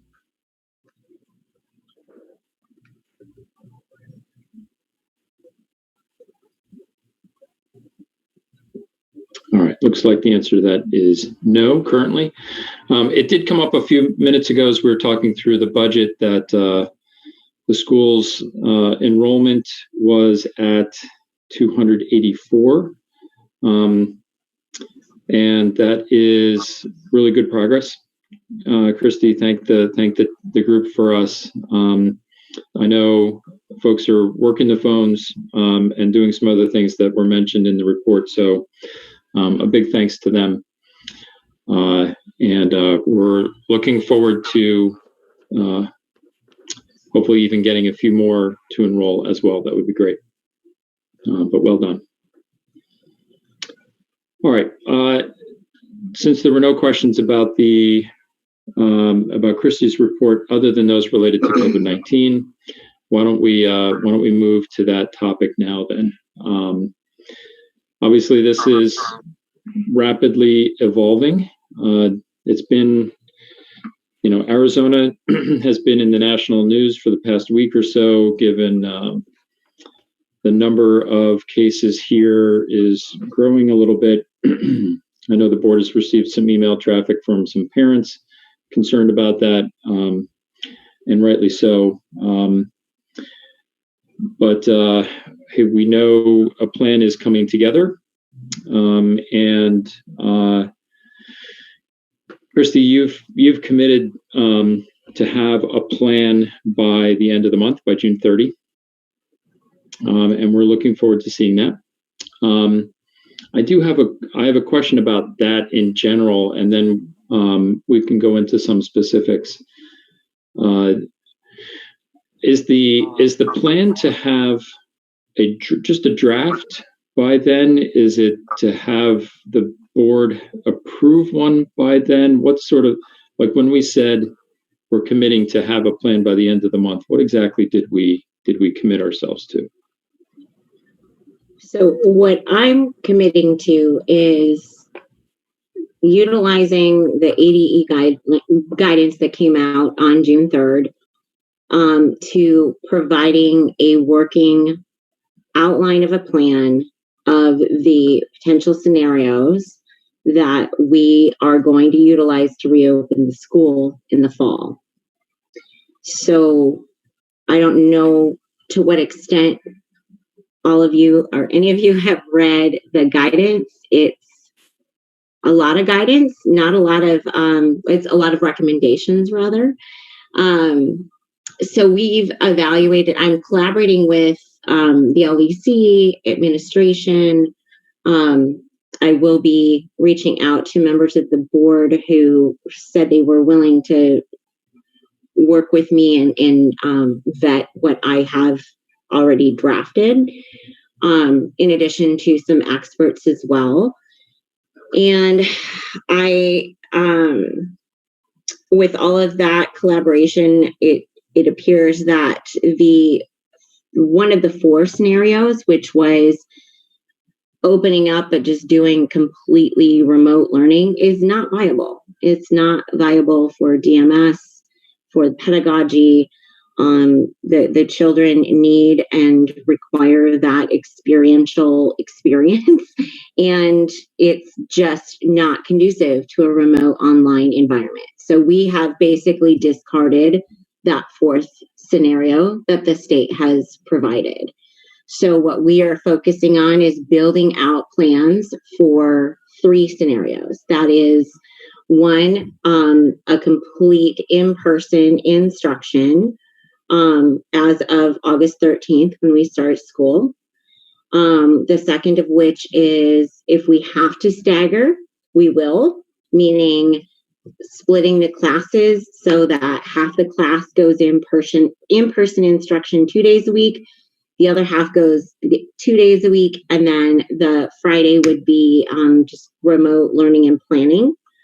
And then the other scenario that we are building out is a forced closure, because as many of you know, the reports are that we're anticipating another flare-up in the fall, October, November, December. We don't know what that's going to look like, but we want to be in a position where we can literally flip a switch if we have to, based on state mandate and what's in the best interest of our students, to go remote for a period of time.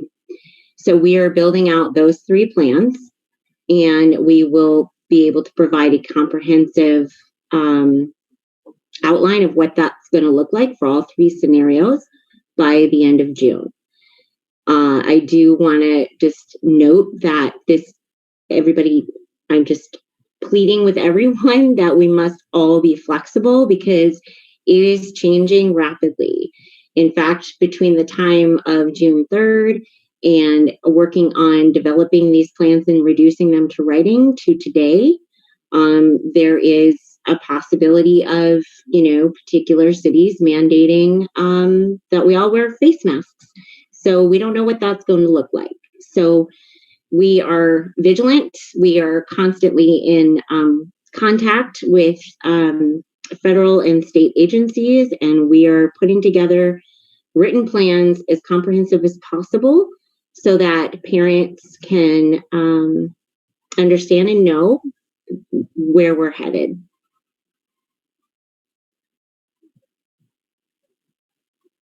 And Christy, what's the, so I certainly understand the sort of dropping the 4th scenario, the idea of DMS just sort of saying we're only going to be distance learning does not seem consistent with what the school intends and stands for. I understand that, but isn't that the same though as a forced closure? Like what would be, if the forced closure, meaning the state says all schools are closed like they did back in March, Sure. Wouldn't we be in a distant learning situation then also? We absolutely would be, but the difference is that a full online remote learning program would be something that would be rolled out from the start of school. And that's not what we're anticipating. So we're going to have a reserve plan so that if the state does mandate it, or if circumstances warrant within our community that we need to go to that type of learning, we will have a platform available and ready to do so. But that's not what we're going to plan on utilizing by the time we reopen our doors on August 13th. Okay. And you're saying that by the end of the month, it would be this, the comprehensive outline of these three scenarios would be made public, if you will, like shared with the community, shared to parents. Is that the idea?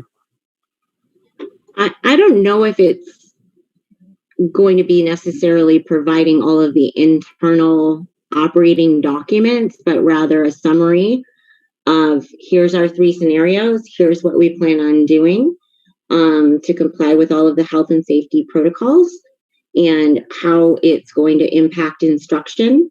So it will be certainly informative, but it's not going to be providing all of the internal operating documents. Got it. Okay. But a public communication of some sort that summarizes what the plan is by June 30. And I get it. You guys would have all sorts of additional documentation and such that would be unnecessary to share with the community. I get it. Yeah. Okay. For instance, I mean, right now we have a 9-page document put together for health and safety protocol for just faculty alone. Yeah. So I'm envisioning, operating documents on multiple levels. Good.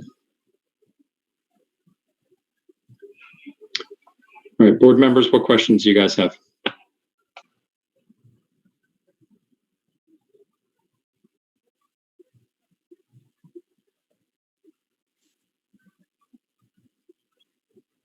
Throw out, keep up the detailed work, and we'll look forward to seeing the plan.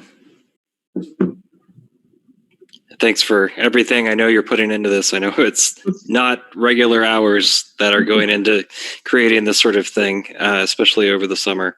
So thank you.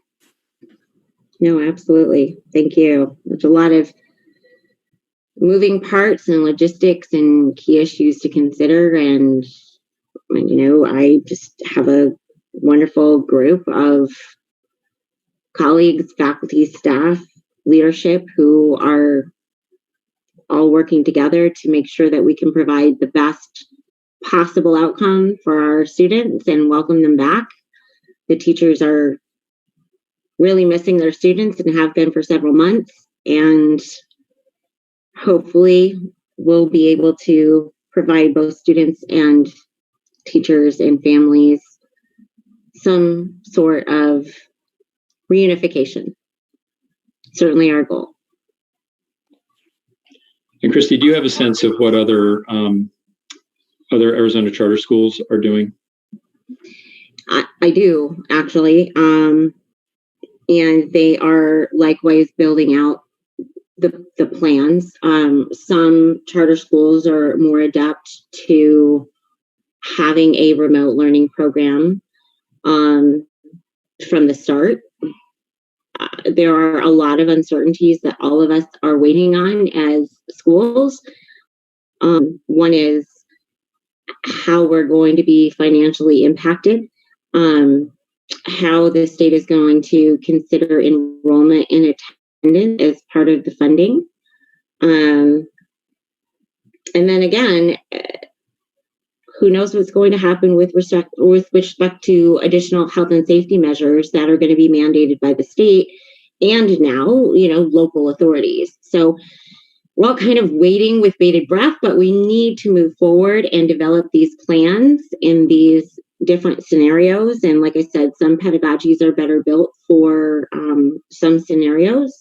DMS is not. So we'll see where it takes us. But yeah, I have been collaborating with other charter school systems in the state to figure out what they're doing and sharing ideas and documents. And yeah, we're doing our best, and we're excited, we're hopeful, and we want to return in some fashion.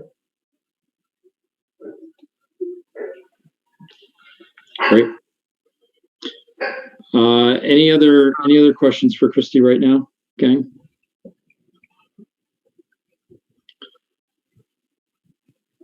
So I'll just echo then some of the things Christy mentioned a moment ago. We all need to be patient, and we will need to be flexible. Patient because these things take a little time to work out. These are complicated plans that don't exist. They need to be created. And it needs to be, as Christy has mentioned, the plans need to be ones that work for DMS in all the ways in which we mean that. But flexible too, because stuff is going to change. Things are going to change. We are likely going to need to pivot at some point. There may not be a ton of lead time. We may not get a lot of advance notice. And we will all need to be as comfortable with that as we possibly can be. I think communicating often and clearly will be important. If we can reinforce the communication channels that exist, such as Parent Square seems to work so well, but I know at times some parents, they just don't read it. And there's plenty of great information there. Hopefully they use it as their first resource. But we know based on some of the emails that we get, that the board receives, that folks are not always or consistently reading Parent Square. So we're all going to need to play a part here in having this go smoothly. We're all going to need to be flexible. Because, again, even the last week to 10 days has taught us that things are going to adjust, and we're going to have to do the best we can. Matt? Yeah. Just based on the correspondence or the communication that I've heard here, the reassurance that the direction currently is we're building out plans with the intent to open in person August 13th. Is that fair to assume? We've talked a lot about pivoting and flexibility and all of it, but it's, at least the direction we're heading in is all things remaining fairly steady, if that's possible. We intend to reopen on the 13th and have in-person classes. Am I hearing that correctly? I know your question was directed to me, but Christy should feel free to answer it as well. What I heard was, yes, that's the plan, unless the state says, nope, you cannot open, or there's something happening in our community or in our environment where we say it's just not safe to do so. That's what I heard. The default position is yes, unless. Christy, how did I do? You did great. Well said. Yes, that is our default position. Our second position, to the extent we can, is we will stagger the students for in-person instruction. And then our third scenario that we're going to build out is just the forced closure, whether that be state mandate or just a epidemic within our school of exposure and illness. We may need to take precautions and shut the campus down for a while and resort to remote learning. We're hopeful that won't happen, but we still have to build in a plan in the event that does.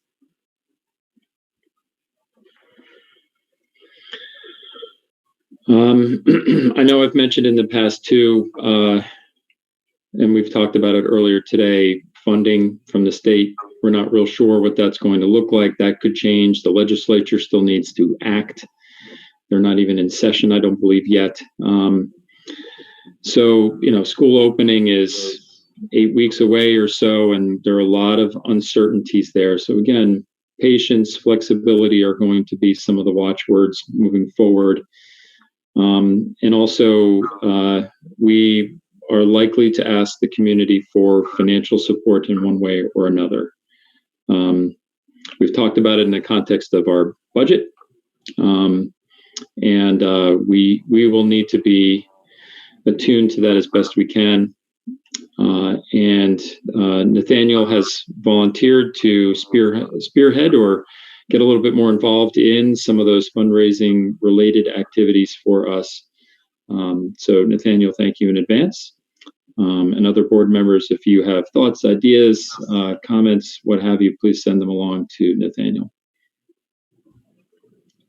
And just to piggyback off that, Matt, and I did mention some of these things in my report, but there's going to be additional costs, and as Priscilla said, we can, for the most part, rely on some money coming from the state to assist us in resources to address COVID-related issues in reopening, physically reopening. But we are going to have financial impacts in multiple areas related to increased costs for cleaning and sanitization. We're going to need to expend funds on training for health and safety protocols for faculty and staff prior to reopening. We're going to have a financial impact of supplies, thermometers, potentially masks, gloves, and other cleaning supplies that are not necessarily part of our normal budget. Potential increase in technology that we're going to need if we do have to flip that switch and go remotely at any given time. We do have some resources, but we're not fully capable of doing that to serve all students. Teacher training relating to not only the health and safety protocols, but trauma, social, emotional health of students, families, and teachers as we go through this. And then again, it's been mentioned a couple of times, but just how are we going to be held financially accountable for potential attendance and enrollment? And that remains to be seen. And I know I am vigilantly on the Charter Board Association and taking webinars and ADE. I know Mr. Tanner is, other members of the LDC are. So we are covering all of our potential resources to ensure that we are the most knowledgeable and able to predict as best as possible where we're going to be financially, and to be able to get the resources and materials necessary to ensure as best as possible the health and safety of our students and our faculty and staff and our families.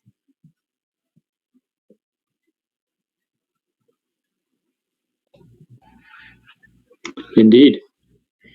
All right. Thank you. Thank you, Christy. Anything else from the executive director report or related to COVID and planning for school reopening?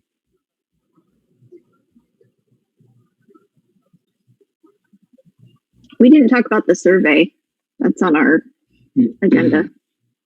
The community survey. Yeah, it says including updates on faculty staff survey results and on community survey timeline.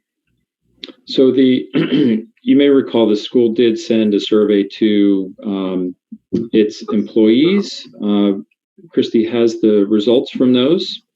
We haven't had time to evaluate them, analyze them just yet. I think they're still just in the raw form at this point. But it is information that the board will have access to. I think we'd like to organize it a little bit better so that it's able to be digested by the board, but it is forthcoming. And we got about a 60% response rate ballpark. Yeah, about 32 out of 52. And then the community survey, Christy, would you like to speak to that one? We're continuing to work on that. It is because we're primarily focused as a school on developing these plans. Unfortunately, it's taking a priority among many competing priorities. And so our goal is to get a survey out by the end of July.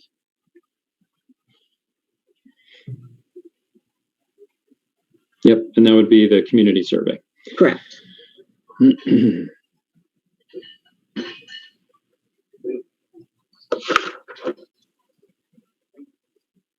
All right, good. April, any other questions on that? No? Okay. All right, I think we're into our last topic then, which is an update and discussion on what we've been calling the permanent executive director search process. If you reference the document circulated recently that outlined the process, there were a couple of things I wanted to, or I think April and I shouldn't say just me, April and I wanted to review with this group and see if there were any comments or questions or changes. One was well, it all relates to the advisory panel that we would like to create to support the search process. Creating that advisory panel has a couple of components to it, and those are the things that we want to discuss. Now, if you remember, the idea behind the advisory panel is to involve others in the process, others beyond just the board, to get input and perspectives from the three key stakeholder groups. One key stakeholder group, of course, is the board, and the board will retain all decision rights. A second stakeholder group is the faculty. They have an interest, for sure. And a third is the parent community as well. So the idea here is to form this advisory panel, have it be comprised of 6 people, 2 from each of those 3 groups, and involve them in the process. The question then becomes, all right, well, how do we, what eligibility criteria should there be for serving on this advisory panel? And then how do we solicit interest in serving? So that document outlines those things, the eligibility requirements and the sort of the process for selecting. And the way we've outlined it, just to go through it briefly, hopefully you had a chance to look through it already. For board members, really any of you could be on the advisory panel. I'm keeping myself off of it because my role is to select 2 of you. And that, so I've reserved that to myself. Obviously, it wouldn't be contrary to your wishes, but I would reach out to a couple of you and ask if you're interested in serving in this way. And hopefully you would say yes. For faculty, what April and I are proposing here is to, in essence, mirror the requirements for faculty realm chairs. And if you looked at the eligibility requirements for faculty realm chairs, they're reasonably thorough and have a few baseline requirements that would ensure that whoever meets them is highly qualified and experienced. And I think that those are qualities we are looking for on this advisory panel from the faculty members. And the process then for faculty members would be that we, the board, would send an email to faculty and invite anyone who is interested and believes they meet the eligibility requirements to submit a statement of interest.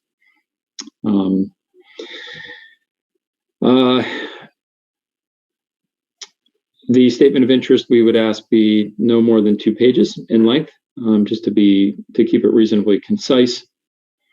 We would then issue a survey to the faculty and ask the faculty whether they would support the applicants, the faculty members who had applied. Assuming they did, and once we had the survey results, we, the board, would discuss and then vote to select the 2 faculty members. So there's a few steps there. Let me pause and see if there are questions or comments on that.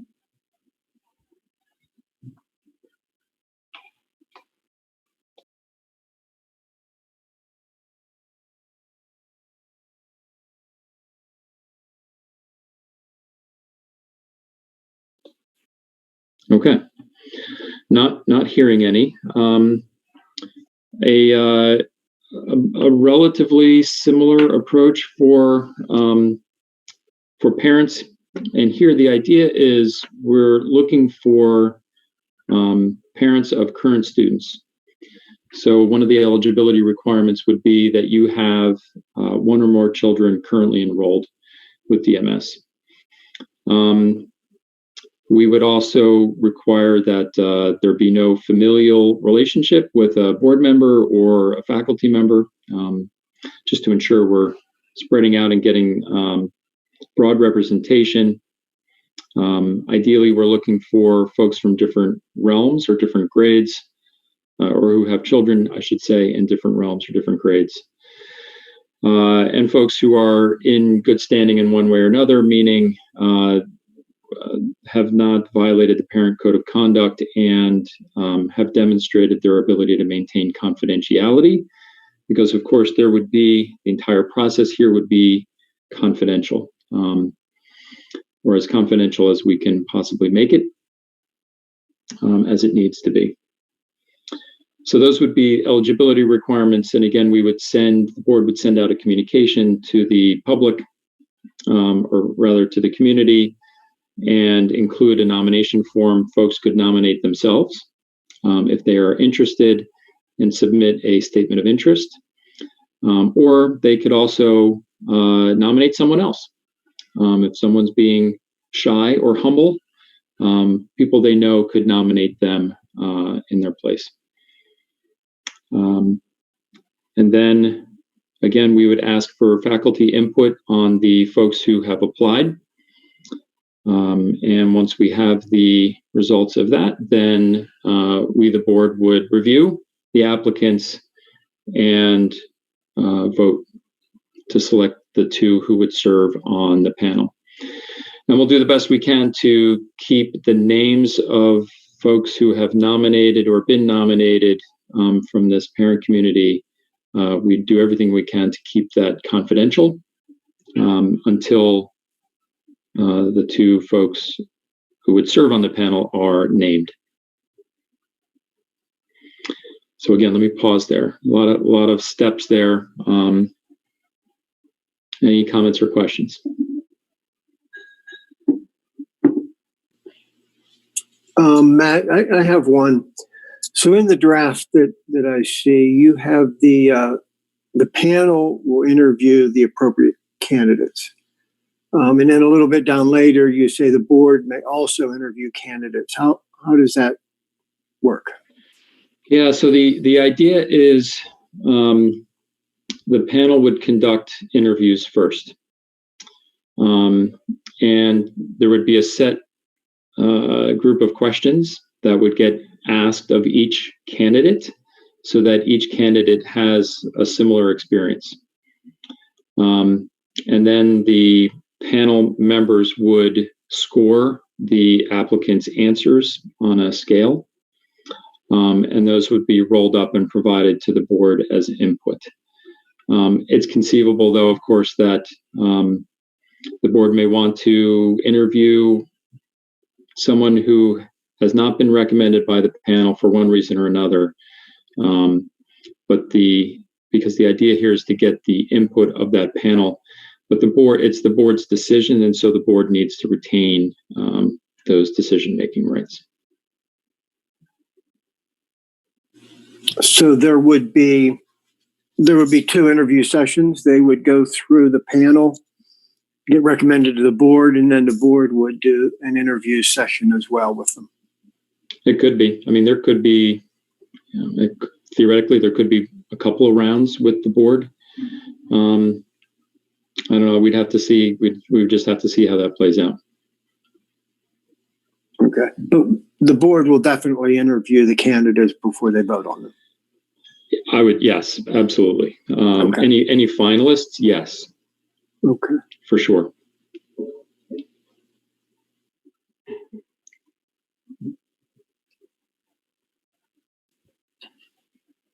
So, is there a timeline that you're thinking of for completing each of these steps? This is I think, reassuringly detailed plan that involves all of the key stakeholders, but it does involve a lot of steps. So how, and knowing what John Elling has told us in the past about these hiring processes being cyclical, is this something we're going to be able to complete consistent with that cycle? And how do you see this playing out over the next few months? Yeah, I feel really good about that aspect of it. April has actually created some of these things already, created some of the templates already. We didn't want to go too far into it without consulting with this group like we are tonight. But we wanted to get a green light from you before we took the next steps. Next steps would be a bit more tactical of let's figure out dates. Let's start writing some of these emails where we are soliciting interest. Let's make sure those forms say what we want them to say when we ask people to fill them out, etc. It's a fair next step, though, that we should likely come back with a bit more detailed timeline. April, am I being fair and accurate here? Yeah, you did select a tentative date of July 15th to select the advisory panel. Obviously, we have so many other things going on. So, that was tentative when we initially started putting this together. But I don't know that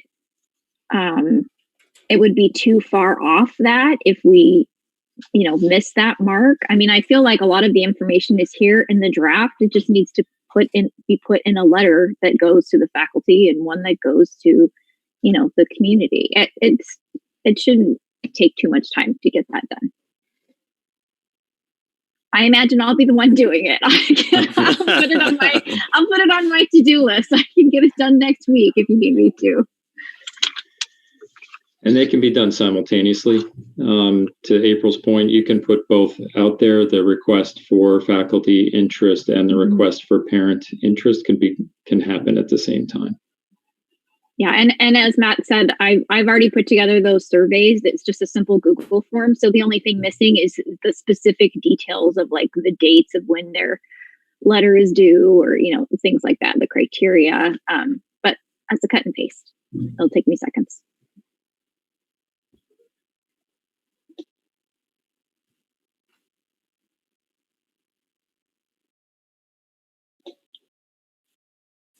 All right, good. Any other questions, concerns?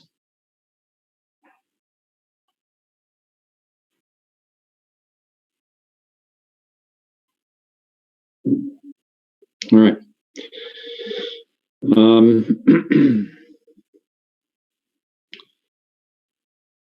Well, I think that's the end of our agenda. We have a meeting next week. The purpose is, as of right now, it's solely focused on the budget. I think we can anticipate that there will be the need to go into executive session to talk about some of the specifics that we are not able to discuss in public, specifically around salaries and things of that sort. So let's just be mindful of that, and I'll touch base with Christy and John Elling to make sure that we are as well prepared for that meeting next week as we can be, because we will need to come out of it with or the objective will be to come out of that meeting with an approved proposed budget. All right. Anything else tonight, gang?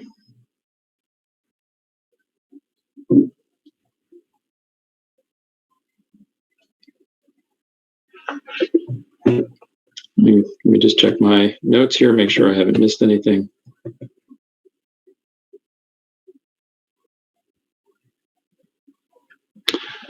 All right, not hearing anything. I will make a motion to adjourn for the night. Or adjourn our meeting, I should say. I'll second. Thank you, April. Any discussion?